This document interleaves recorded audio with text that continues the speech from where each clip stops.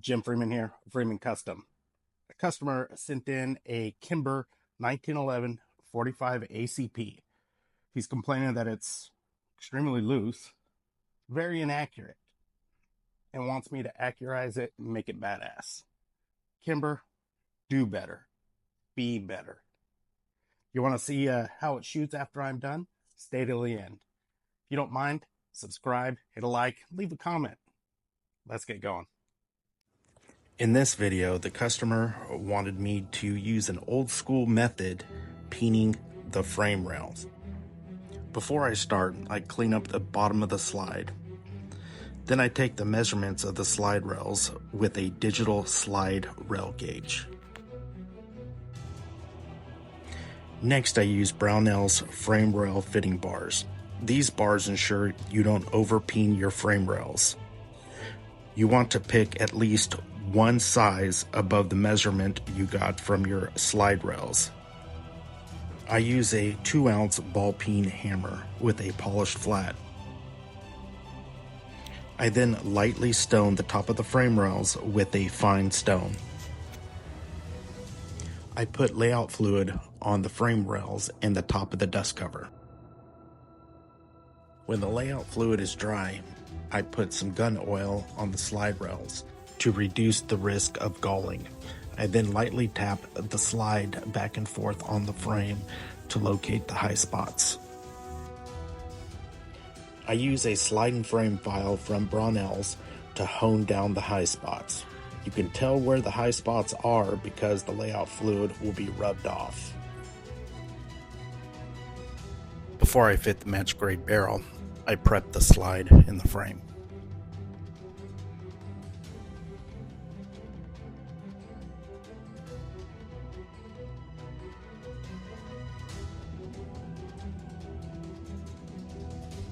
Here I'm taking measurements of the breech face slot. Then I confirm the measurement with a gauge pin of the same dimensions.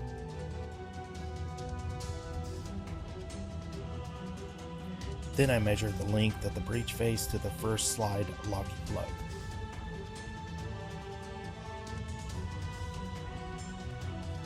After getting the measurements I needed, I start removing material from the barrel hood.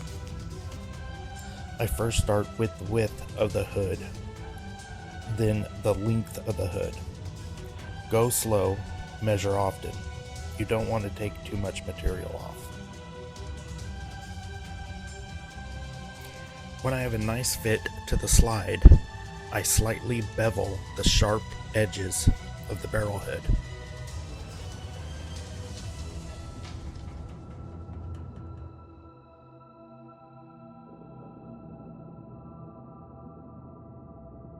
Here I'm taking measurements of the barrel bed depth. I like the barrel bed depth to be between 85 thousandths and 87 thousandths. This barrel bed was shallow by about 4 thousandths, so I needed to remove some material. After cutting the lower barrel lugs to within 1 to 2 thousandths of my target number, I use a 198 thousandths gauge pin with fine sandpaper to hone it the rest of the way. Here I'm cleaning up the feed ramp and removing the machine marks left by the factory. Since we are fitting a bull barrel to this 1911, we had to machine the rear of the recoil spring tunnel to accept a reverse plug. The supported reverse plug was oversized and had to be fitted to the slide.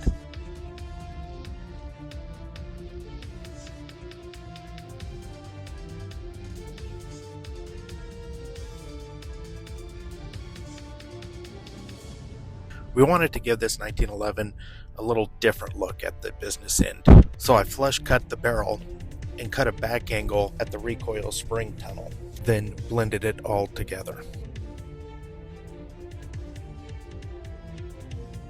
And to bring it all together, I cut a deep crown on the barrel.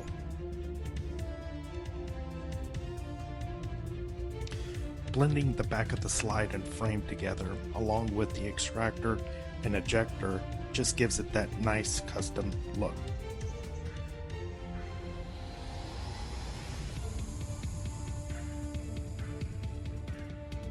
Here I'm honing the trigger track and prepping it to fit the oversized trigger.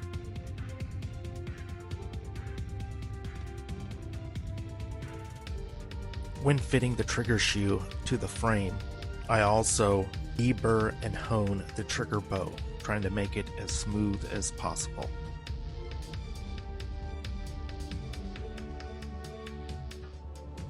For liability reasons, I can't tell you how I go through the steps of fitting and tuning the fire control system, but I can show you what I use. For the hammer, I use the Bob Marvel sear and hammer jig. And for the sear, I have two Ron Powers Power Series 1 universal stoning fixture. I have one set up for the primary angle and another one set up for the secondary angle.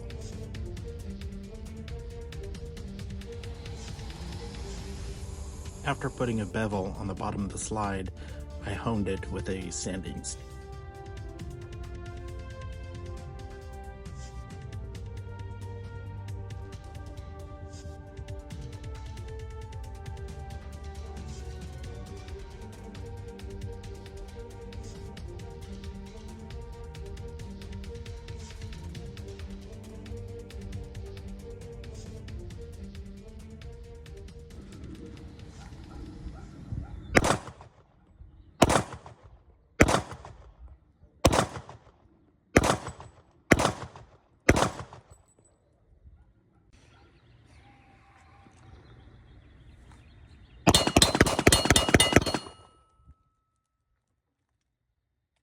And there you have it. We use the old school method to tighten the flame to slide. We fit a match grade full barrel. Now it's really accurate. The trigger, it's a 3 pounds, very crisp. We add some extra stuff, give it a little more sexy feel. Just stay to the end. Thank you. Till next time. Stay sharp, stay strapped, and stay free.